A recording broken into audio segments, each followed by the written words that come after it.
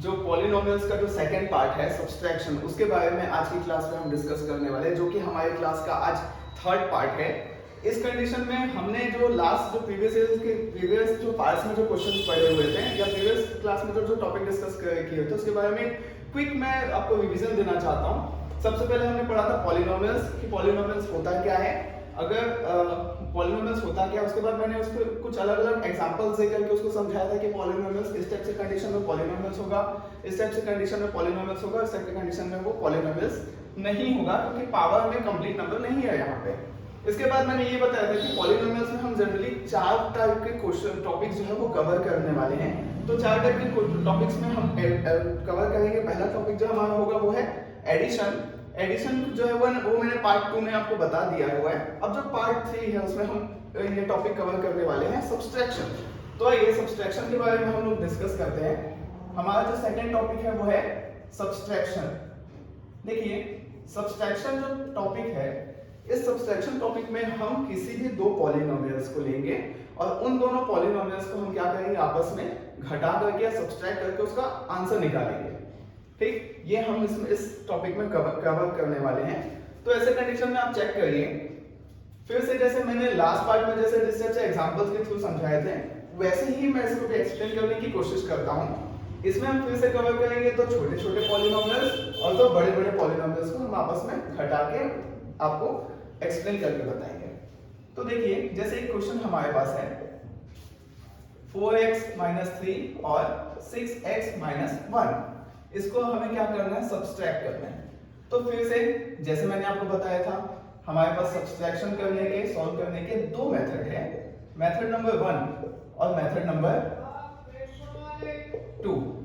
मैं आपको रिकमेंड करूंगा कि दोनों मेथड्स में से जो ज्यादा बेटर आपको लगे या जो ज्यादा यूजफुल हो, आपको जो ज्यादा अच्छे से तरीके से समझ आए उस तरीकों को आप आगे बढ़ाइए या उस तरीकों को आप यूज करिए अपने एग्जाम में, अपने टेस्ट में, अपने स्कूल में, अपने बाकी जगह पे। ठीक है, तो देखिए इसमें मैं इस मेथड 1 में आपको बताया था कि 4x - 3 को कुछ इस टाइप से अरेंज करेंगे कि नंबर वाला नंबर वाले के नीचे और x वाला x वाले के नीचे आ जाए, कुछ इस टाइप से।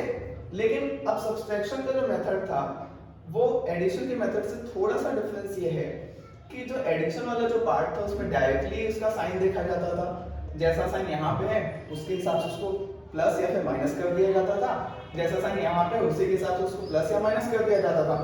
बट इस टॉपिक में हम क्या करेंगे, अब यहाँ पे कुछ नहीं, इसका मतलब है प्लस, अब ये हो गया माइनस, फिर यहाँ पे कुछ नहीं मतलब ये है माइनस, अब ये हो गया प्लस। तो ऐसे कंडीशन में अब इसका साइन माइनस और प्लस है, माइनस प्लस क्या होता है, माइनस होता है, मतलब इसका आंसर जो होगा वो -2 होगा।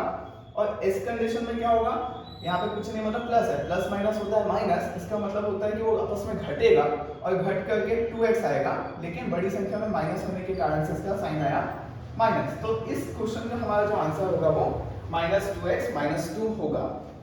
ठीक है, अब आइए मेथड 2 पे। मेथड 2 पे जैसे हमने लास्ट टॉपिक पे जमाया था, लास्ट जो एडिशन पार्ट था उसमें जमाया था, ठीक वैसे इसको भी जमाने की कोशिश करते हैं। 4x - 3 - 6x - 1।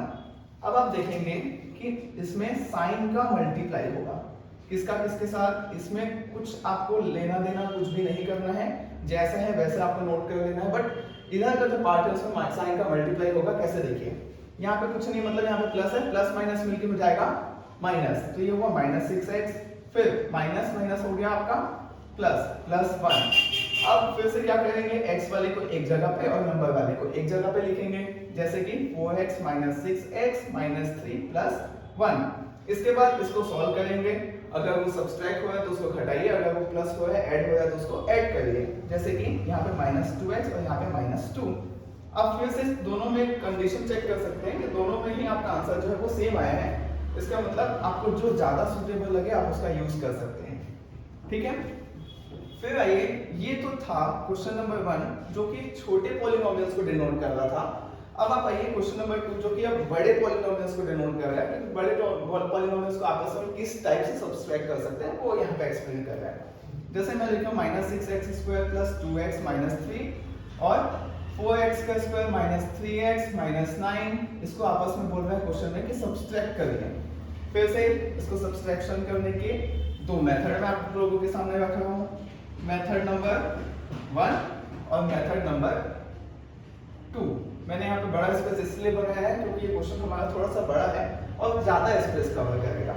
तो मेथड नंबर 1 में आप चेक करिए 6x का स्क्वायर प्लस 2x माइनस 3 और 4x का स्क्वायर माइनस 3x माइनस 9।